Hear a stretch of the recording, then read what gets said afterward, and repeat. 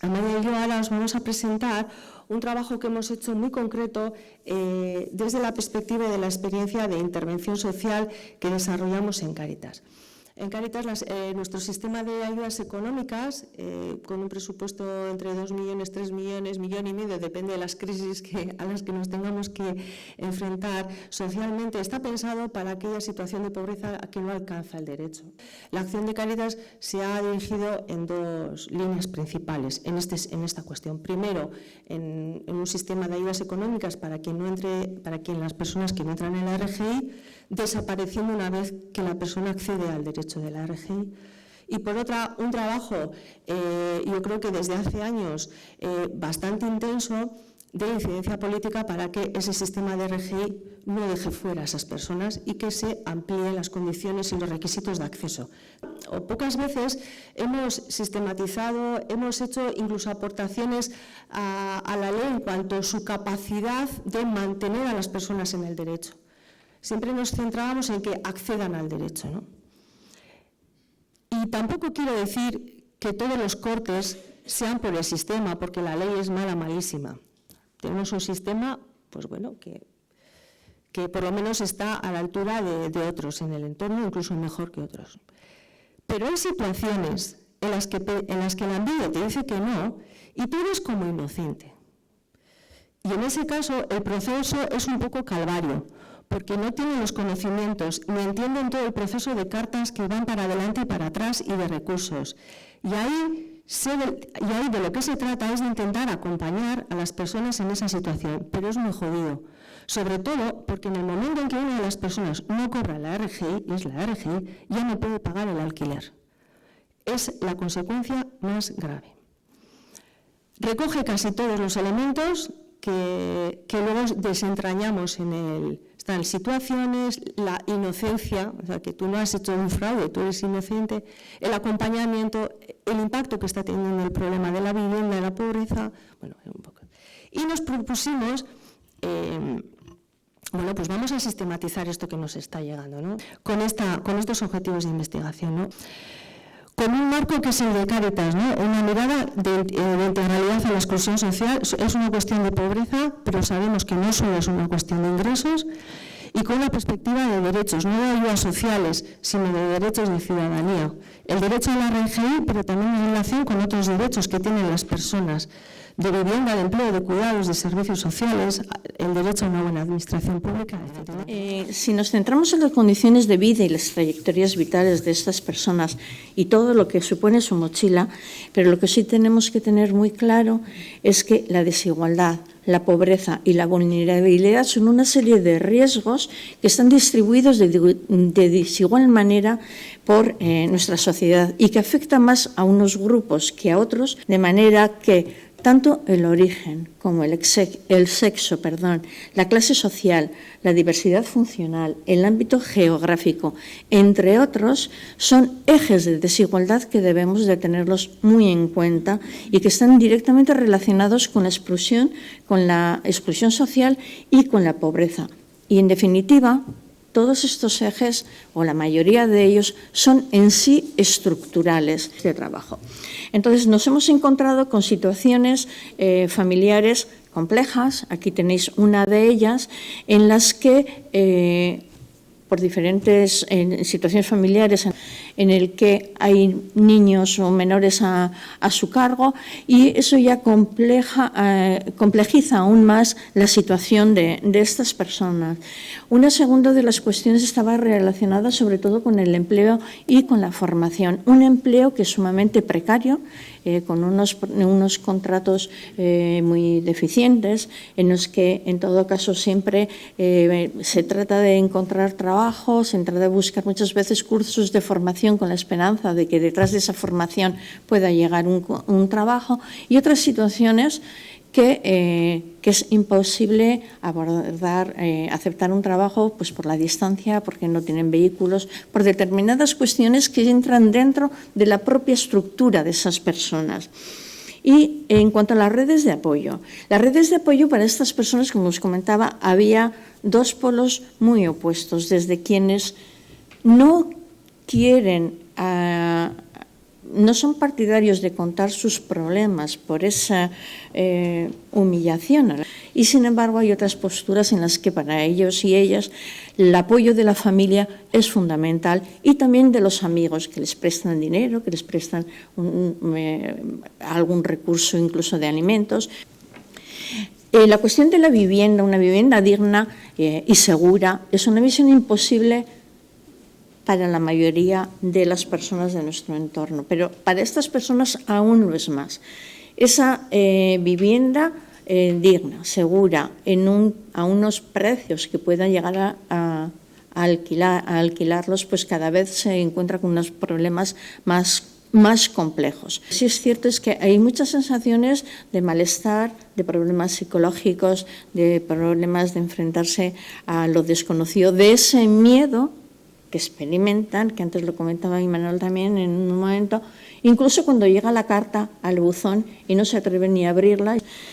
Cuando hablamos del tema relacionado con la mujer, las situaciones se complican en el sentido de que esas familias en las que está al cargo una mujer, muchas de ellas han experimentado unas rupturas de pareja fuertes, intensas, con agresiones, con maltratos, con recursos económicos que tenía que percibir esa familia, y sin embargo ya la pareja no lo abona. Entonces, en ese sentido, estas mujeres no quieren pedir esa alimentación que debería pagar el marido por miedo a represalias, por miedo a volverse a poner en contacto con él. Es un problema que está muy patente en todas las conversaciones. Y luego problemas que van a estar relacionados con el empleo por las dificultades que tienen en poder acceder a un empleo más o menos decente, porque tienen que estar cuidando a los niños. Que para entender las suspensiones nos tenemos que retrotraer al marco anterior de motivos de suspensiones para poder entender parte de lo que luego vamos a analizar, ¿no? En el artículo 26 de la antigua ley hay dos grandes motivos para que a una persona le suspenda la RGI: la pérdida de requisitos y el incumplimiento de obligaciones. Y la gran mayoría de las suspensiones es por incumplimiento de las obligaciones. Esos son los motivos que dice la ley. Cuando hemos analizado hemos hablado con personas a las que se le ha suspendido la RGI por esos motivos, hemos identificado otros que no están en la ley y que son los que están en la vida real de las personas. Las cuestiones relacionadas con el acompañamiento y la atención básicamente es si el perfil es de personas donde hay más de una dimensión de su vida tocadas, son personas que en algunos aspectos de la vida, para enfrentarse a una cuestión tan compleja como la renta de garantía de ingresos, no lo pueden hacer solas. No son autónomas en esta gestión, necesitan acompañamiento. Y además son personas que están gestionando varias crisis en su vida a la vez. La necesidad de atención y de acompañamiento en el proceso de la RGI, pero también en el proceso de otras cuestiones que están vinculadas, ¿no? La relación de tensión con la MIDE. La precariedad laboral, porque genera cobros indebidos. Bueno, sabéis todo no me voy a detener aquí, pues todas las circunstancias de los cobros indebidos. La brecha digital, porque la digitalización de la administración pues hace que las personas no sepan manejarse y pueda haber gestiones que hayan tenido que hacer o que hayan comunicaciones que hayan tenido que percibir y que eso tampoco lo entiende. Notificaciones y plazos para la entrega de documentación, sobre todo en personas extranjeras, cuando la documentación está en el extranjero y los plazos son de aquí, eso no suele coincidir. Y también con que las citas de otros sistemas de la administración pública para la gestión documental que requiere la RGI están más tarde en el tiempo que el plazo que tienen para entregar la documentación. Y son cuestiones de gestión de esos procesos también encadenados que no terminan de funcionar.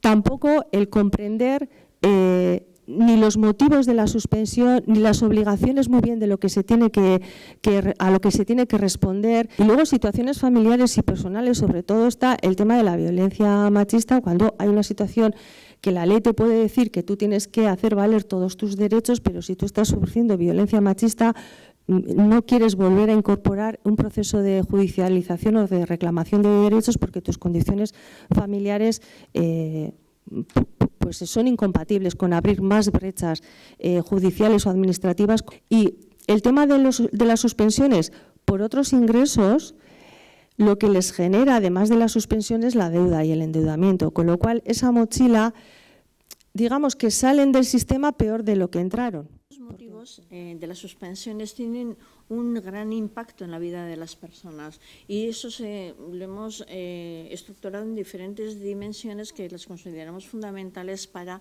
sus trayectorias vitales. Por un lado están los traumas y problemas psicológicos con un sentimiento de fracaso muy importante o de vergüenza, como ha comentado Joseba hace un momento también. La interrelación que hay, una interdependencia entre la RGI y la vivienda, ya que la mayoría de los problemas que están detrás de la renta garantía de ingresos y de suspensión es el no poder pagar el alquiler de la vivienda de estas personas. Las dificultades relacionadas al pago de unos recibos habituales que se añaden, además de no poder pagar el alquiler, con lo cual se van generando una serie de deudas que se van adquiriendo de manera constante a lo largo de estas suspensiones. Y luego, y ya es uno de los temas aquí fundamentales, todo ello va entrelazado, no hay recursos para pagar el alquiler, no hay recursos económicos para los recibos, pero todo ello repercute también directamente en restricciones alimenticias de estas familias y porque además estas familias no solamente no tienen los recursos de la renta de garantía de ingresos, pero a la vez, por supuesto, tampoco tienen holgura para poder hacer un pago inmediato en el momento en que llegan al banco y es cuando se enteran de que no les han ingresado la prestación.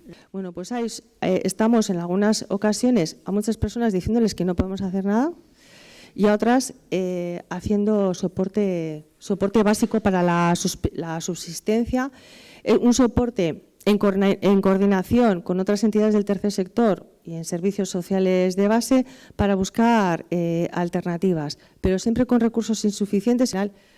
¿Cuál es nuestro papel? Y esto está generando tensión en la intervención. Junto con la cuestión más económica o de subsistencia, en algunos equipos, en algunos proyectos, se ha propuesto el incorporar a esas personas, el ofrecerle pues nuestros centros comunitarios, los talleres, el apoyo relacional, espacios de participación, porque el encuentro entre iguales y la vinculación con personas que están en la misma situación, poder compartir, poder tener ese espacio más estructurado, poder trabajar más la inclusión social, quizás no soluciona los problemas de subsistencia, pero que sí alivia y aunque al principio es complicado proponer eso a una persona que está en las circunstancias que os hemos relatado, luego quienes trabajan con ellas dicen que luego a la larga sí que se valora. Ofrecemos atención y asesoramiento jurídico, sobre todo si se puede hacer reclamaciones, orientaciones y demás. Y aquí tenemos un debate. No solamente en Cáritas, sino un debate que en algún momento yo creo que sí que tendríamos que lanzar. ¿A quién corresponde el acompañamiento en temas de RGI? Nosotros decimos, en Cáritas nosotros acompañamos a las personas, quizás si pudiéramos tener más información nosotras, podríamos decirles, oye, ten cuidado porque cuando entras a la RGI, atén a estas obligaciones, ten cuidado con estas cuestiones, vale. Incluso podemos, cuando una persona nos viene que le han suspendido, pues podemos ayudarle a que entienda la carta, a poder acompañar. Incluso decíamos, pues quizás no tenemos que despegarnos tanto de la persona cuando ya ha accedido a la RGI. Es verdad que termina nuestro acompañamiento en necesidades básicas, pero podríamos mantener el acompañamiento social, porque hemos visto que son personas que no solo les pasa eso, les pasan otras cosas. Pero también decimos, nosotros como entidad del tercer sector, en una cuestión que es prestación económica pública, somos quienes tenemos que contener el acompañamiento a las personas. No es sistema público correspondiente el que tiene que hacer esa orientación, ese acompañamiento. ¿Qué papel tienen los servicios sociales, ¿no?, en su acompañamiento social de base, ¿no? Son ellas las personas que ante personas y familias que tienen más de un problema y por lo tanto tienen que interactuar con más de un sistema. Su servicio social de base de referencia puede ser el elemento que oriente y que acompañe a las personas en los distintos sistemas públicos. No está claro. Que si es un debate es porque está abierto, ¿no? Hasta dónde unas entidades del tercer sector, hasta dónde Cáritas, puesto que son familias que también participan en nuestros proyectos. ¿Cuál es nuestro papel? ¿Cuál es el de los servicios sociales de base? ¿Cuál es el de la propia Lanbide? Y luego, si establecemos referencias, ¿quién es la referencia, ¿no? ¿Quién coordina todas esas referencias? Bueno, ahí hay un tema, yo creo que muy interesante y que además se abre con la nueva ley y yo creo que tenemos que abordarlo. Y luego hay otros aspectos que son más de fondo y más a futuro y que en Cáritas empezamos a trabajarlos pero que todavía tienen recorrido, ¿no? El tema de incorporar a nuestra intervención más de subsistencia el enfoque de derechos, ¿no? Nosotros trabajamos con la subsistencia, trabajamos con la ayuda económica y con esas circunstancias que nos relataba antes Amaya, ¿no? Pero cómo podemos también gestionar que eso que le pasa a una persona no es que no tenga para comer, sino que le han conculcado su derecho a una prestación pública, ¿no? Y cómo podemos hacer ese acompañamiento o ese enfoque de derechos. Desde procesos de incidencia individual, llevar el caso hasta donde tenga que llevarse, desde hacer esto que estamos haciendo, detectar las incidencias, visibilizarlas, sistematizarlas, aportar conocimiento, debate. Acompañar en hacer valer derechos, pero eso entra con el debate que decíamos nosotros, pero bueno, y somos nosotros los que tenemos que hacer el acompañamiento, la interlocución con la administración pública, la visibilización de la realidad detectada y otros temas que tienen que ver más con los imaginarios sociales, ¿no? La pedagogía social sobre esto, visibilización, ruptura de estereotipos, sensibilización. Bueno, pues por ahí van los retos para Cáritas. Una serie de propuestas de mejora del sistema de la renta de garantía de ingresos y debates que nos planteamos que giran en torno a las políticas sociales. Pensamos que es necesario un acompañamiento integral y personalizado y de manera que se pueda superar los diferentes espacios que estamos encontrando constantemente de fragilidad administrativa y también un papel muy burocratizador de la administración. Una necesidad de que exista una coordinación real entre sistemas y también con el tercer sector. Un debate de acompañamiento muy centrado en el que el papel de todos los agentes implicados y que cada uno de ellos tenga su rol, Lanbide, servicios sociales y entidades del tercer sector. La documentación y el procedimiento es una cuestión que sale en todos los debates y todas las conversaciones que hemos mantenido, tanto con personas expertas, personas que están siendo anteriores de Cáritas. Ha sido un debate general que haya una justificante de que se entrega una documentación, ser conscientes del coste económico que tiene para muchas personas poder sufragar el coste de la documentación que se les pide, flexibilizar los plazos, las notificaciones, los requerimientos, que llegue todo a tiempo, que sean entendibles con la cuantía. Contar con una base de la renta de garantía de ingresos que no esté sometida a una suspensión, que al menos hay una parte de esa renta de garantía de ingresos que se mantenga a pesar de las suspensiones y incrementar esa cuantía. La brecha digital está siendo un grave problema dentro de este entorno y, sobre todo, habría que superar esta brecha digital con un acompañamiento presencial y un apoyo más centrado en las personas. Prevenir las suspensiones con sesiones informativas, formando a las personas perceptoras, dándoles una información más detallada de las responsabilidades que tienen ante Lanbide y las responsabilidades que tienen también en relación a otras prestaciones. Y en relación a la renta de garantía y el empleo, más y mejores oportunidades de empleo acordes al ciclo vital de las personas, al ciclo vital y a su situación vital. Una mayor agilidad para poder compaginar la renta de garantía con otros ingresos, con los ingresos por empleo. Los avances no tiene que ver con la suspensión, pero sí con el acceso, que ya de paso lo planteamos. Bueno, hay una ampliación del alcance del sistema, bien por perfiles y bien por reducción de algunos requisitos, como el tiempo de padrón a 1 año para algunos casos. Hay una ampliación, por eso veíamos que en el último año se incorporan más personas a la RGI. Yo creo que hay una ampliación. Hay un planteamiento de simplificación documental, porque se va a trabajar con la interoperabilidad, es decir, cualquier documento que ya esté en manos de la Administración no se va a requerir, y además el procedimiento inicia con declaración responsable. Tú primero dices que responsablemente declaras que estás en esa situación y luego tienes hasta 6 meses que puede durar el procedimiento de instrucción para presentar los documentos o cuando la ANVIDE te pide. Pero que una automatización de la valoración trimestral de la cuantía, había propuestas de que toda automatización pues puede facilitar los trámites, pero toda automatización también despersonaliza la casuística. Entonces tú entras en la rueda de la automatización y además, como lo vamos a ver, si hay algo que no te cuadra, tienes 5 días para reclamar. Te tienes que dar cuenta y tienes 5 días para reclamar. Esa automatización pues tiene algunas cuestiones positivas, pero quizá también por ahí haya riesgos.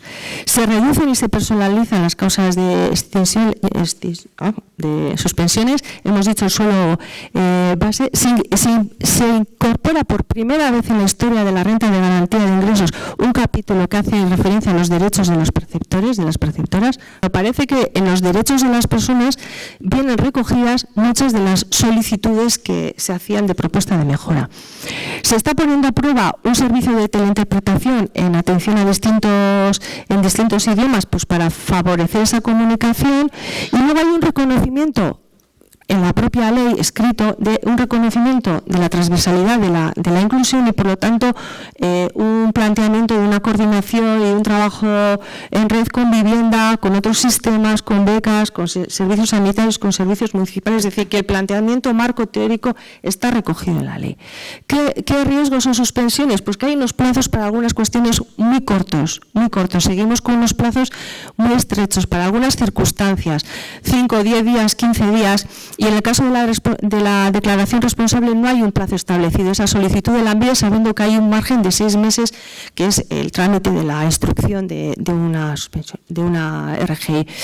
Es obligación del perceptor, de la perceptora, garantizar la recepción de las notificaciones. Es verdad que se apuesta por una notificación electrónica, pero la notificación electrónica vía email, correo y demás, con la brecha digital podemos tener algún tipo de riesgo, ¿no? Es verdad que es más ágil, no es la carta que va y viene, pero bueno, la brecha digital no deja de desaparecerse.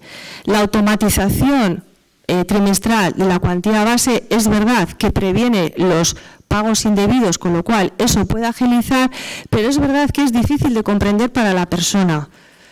Y el cálculo es de la ANVIDE y uno no sabe por qué hoy estos 3 meses va a cobrar 500 más o 300 menos. También tiene 5 días para reclamar, pero tampoco sabe muy bien por qué ha sido eso. Entonces, es complejo para la complejidad de vida de muchas personas. Es obligatorio reclamar pensión de alimentos. Y eso, con las situaciones de mujeres en víctima de violencia machista, pues hay veces que es complicado. No he visto ni en la legislación ni en el decreto alguna excepción. Puede que la haya, yo no la he identificado, alguna excepción para estos casos. La obligatoriedad de baja voluntaria del empleo, y luego estos derechos de las personas, bueno, están recogidos en ley, pero como siempre la aplicación práctica luego es la que puede quedarse más en el aire. Y luego la cuestión de la vivienda es la que está impactando de manera más clave en la RGI, porque el dinero de la RGI va a pagar al alquiler. Y haber cambiado la PCV por la prestación subjetiva de vivienda, que complejiza más, o sea, una ventanilla más, es verdad que el derecho subjetivo es más amplio, puede haber algunas ventajas, pero algunas personas se pueden caer en el traspaso. No sabemos muy bien eso cómo está operando y no sabemos muy bien, añade un elemento más, con nuevos requisitos, con nuevas documentaciones, con nuevos procedimientos. Y luego tenemos retos que son de fondo, y voy a terminar con lo que ha planteado Imanol desde el comienzo, ¿no? Volvemos, hay cuestiones prácticas de la RGI, tenemos los marcos, pero sigue estando presente qué pasa con la pobreza que no se llega, qué pasa con la universalidad y la estandarización. Y los procesos de estandarización es verdad que normalizan, pero a veces los procesos de estandarización no casan muy bien con las vidas complejas, o transformamos el imaginario social sobre los pobres, sobre el empleo y sobre cobrar por no trabajar, o vamos a seguir teniendo un sistema que entiende que la suspensión se ha producido por un fraude. O entendemos que la pobreza está generando, la pobreza va de la mano de las otras dimensiones del ser humano, como puede ser la vivienda, los cuidados, o sea, que estamos hablando de algo transversal y que tenemos que enfocar una política de inclusión transversal, o seguiremos teniendo procesos encadenados que no encajan. Las personas tienen muchos problemas y la administración está especializada cada uno en lo suyo, y es complicado también a veces de gestionar. ¿Cómo nos vamos a plantear una inclusión social sin empleo universal para todas las personas? Cuando el empleo ha sido la herramienta de inclusión y de distribución de la renta presente y futura, bueno, en un modelo en el que eso ya no va a ser universal, y no, ¿qué nos podemos plantear? Y luego no voy a hacer más hincapié en la cuestión de la vivienda. La escasez crea una mentalidad que perpetúa la escasez. No es un rasgo personal, es un rasgo contextual, con lo cual se puede intervenir, porque es el contexto.